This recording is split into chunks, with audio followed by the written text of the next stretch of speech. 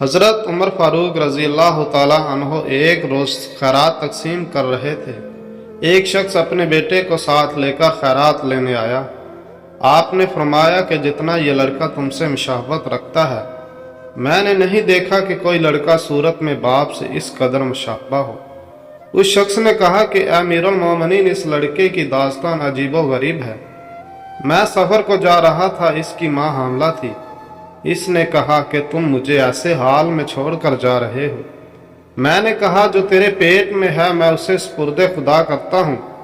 چند روز بعد میں سفر سے واپس آیا تو میری اہلیہ بقضاء الہی فوت ہو چکی تھی۔ ایک رات کو میں چند آدمیوں کے ساتھ بیٹھا باتیں کر رہا تھا کہ دور سے آگ جلتی نظر آئی۔ میں نے پوچھا یہ روشنی کیسی ہے؟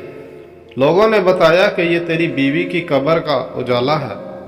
ہم روزانہ رات کے وقت یہ روشنی دیکھتے ہیں۔ میں نے کہا کہ میری بیوی تو نماز پڑھتی اور روزے رکھتی تھی، پھر اس کی قبر میں یہ آگ کیسی ہے؟ میں قبر کے پاس گیا اور اسے کھول کر دیکھا تو ایک چراغ روشن تھا اور یہ بچہ اس کے پاس کھیل رہا تھا۔ میں نے بچے کو نکال کر قبر بند کر دی۔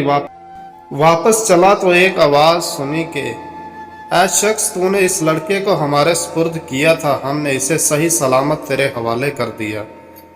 اگر تو اس کی ماں کو بھی ہمارے سپرد کرتا تو اسے بھی زندہ و تندرست پاتا۔